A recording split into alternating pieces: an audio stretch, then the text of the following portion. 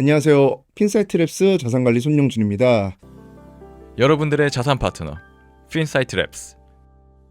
이번 시간에는 법인 관련 컨설팅에 대해서 다뤄보려고 하는데요. 잘 아시겠지만 기업을 운영하는 대표님들에게 가장 중요한 과제는 첫 번째, 사업의 성장성입니다. 매출을 늘리고 조직을 키우고 시장에서 경쟁력을 확보하는 과정은 모든 경영자의 공통된 목표일 것인데요. 그런데 어느 정도 일정 규모 이상의 이익과 자산이 형성된 이후에는 고민의 방향이 완전히 달라지게 됩니다. 이제는 얼마를 더 벌 것인가 보다 쌓아온 자산을 어떻게 지킬 것인가에 대한 고민을 또 많이 하고요. 그리고 이렇게 또 만들어진 자산을 다음 세대로 안정적으로 이전할 것인가에 대한 고민들을 많이들 하십니다. 그래서 이 부분이 훨씬 더 중요한 경영 과제가 되는 상황이 발생이 되는데요. 특히 법인을 운영하는 대표님들은 공통된 고민이 하나 있습니다.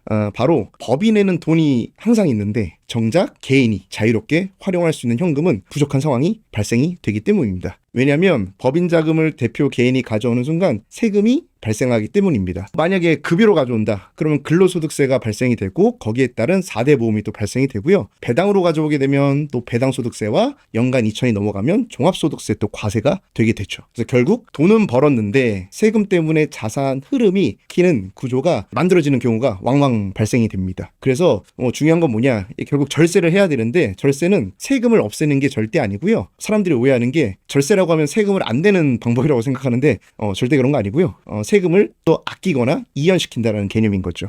그래서 진짜 중요한 건 뭐냐면 실제 고액자산가나 법인 대표들의 절세 사례는 언제 어떤 방식으로 또는 어떤 구조로 자금을 이동시키느냐가 중요한 포인트가 됩니다. 예를 들어 볼게요. 법인 자금을 아까도 말씀드렸듯이 한 번에 급여로 가져오면 높은 종합소득세가 발생할 수 있기 때문에 리스크하고 배당으로 가져오면 아까도 얘기했듯이 금융소득 종합과세 이슈가 또 생길 수 있기 때문인 거죠. 꾸준히 시간을 가지고 급여, 배당, 퇴직금, 가족 단위 자산 이전 또는 투자 수익 구조 이런 것들을 장기적으로 같이 설계하면 결과가 완전히 달라질 수 있다는 거죠. 즉 절세는 단순 이벤트가 아니라 기간을 넓게 활용한 자산 이전 전략이라는 게 핵심 포인트라는 겁니다. 그래서 대표님들은 법인에서 돈을 가져갈 수 있는 권리가 크게 두 가지가 있습니다. 첫 번째는 임직원의 권리입니다. 대표도 당연히 회사 임직원이기 때문에 급여, 상여, 퇴직금 형태로 자금을 가져올 수 있습니다. 두 번째는 주주의 권리인 거죠. 대부분의 대표님은 회사 지분을 가지고 있기 때문에 배당 형태로도 자금을 가져갈 수 있습니다. 그런데 중요한 건 이 모든 자금 이동에는 세금이 붙는다는 겁니다. 예를 들어 급여, 상여로 발생할 경우에는 아까도 얘기했듯이 종소세와 차후에는 건보료까지 함께 발생할 수 있는 거고요. 배당도 아까도 얘기했듯이 금융소득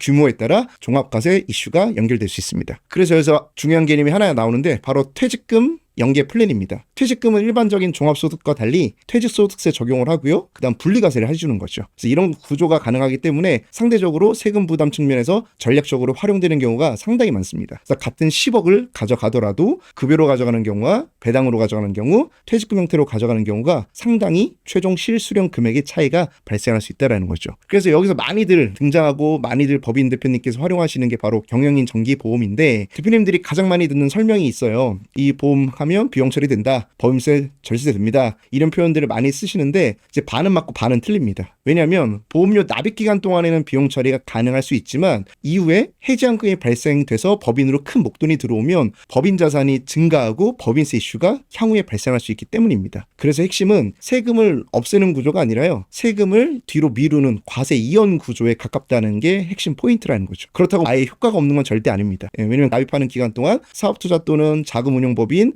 또는 유동성 확보 등에 활용할 수 있기 때문입니다. 만약에 대표님의 부고시, 부고 자금으로도 활용이 가능하겠죠. 그래서 중요한 건 상품 자체보다는 자금의 기간, 흐름을 어떻게 설계하느냐에 따라서 상당히 상담 내용이 달라집니다. 그리고 또 많은 대표님들이 간과하시는 게 이 상속세에 관련된 부분이에요. 이 부분들은 많이 놓치시는데 상속세는 뭐 다 알다시피 현금으로 납부를 해야 됩니다. 상속재산 대부분이 부동산, 법인 지분, 비상장 주식이라면 어떻게 될까요? 만약에 부고시 현금이 부족하다면 금매, 지분 매각, 경영권 흔들림까지 발생할 수 있습니다. 그래서 상속세 문제는 세율보다 현금 흐름 준비의 문제인 경우가 많습니다. 현재 국내 상속세는 최고 세율이 무려 50%까지 적용될 수 있습니다. 30억 이상 경우에는 50%가 되는데요. 특히 비상장 주식의 가치 상승, 그 다음 최대 주주의 할증, 부동산 상승이 되면 실제 부담은 예상보다 훨씬 커질 수 있다는 거죠. 그래서 미리 준비된 대표님들 대표님들은 세금 규모나 유동성 또는 승계 구조 또는 자금 흐름까지 같이 설계를 해야 됩니다. 그래서 아까도 말씀드렸듯이 같은 매출, 같은 자산, 같은 기업의 규모라도 어떤 구조를 미리 준비했냐에 따라서 결과는 완전히 달라집니다. 준비되지 않은 경우에는 세금 부담으로 자산을 처분하게 되고 준비된 경우에는 자산을 지키면서 안정적으로 승계도 가능하고 기업을 유지할 수 있다는 거죠. 그래서 많은 대표님들이 영업이익이라든지 투자 수익에는 민감하시는데 정작 더 중요한 자산의 구조, 현금 흐름, 승계 전략을 놓치는 경우가 종종 있습니다. 그래서 사업은 숫자로 성장하지만 자산은 구조로 지켜질 수 있다는 거죠. 그래서 대표님께 필요한 건 단순한 절세 정보가 아니라 법인과 개인 자산을 연결하는 종합적인 구조 설계일 수 있다는 겁니다. 그래서 법인 관련 절세 플랜이 궁금한 많은 분들 중에 고민만 하다가 시간만 지나가는 경우가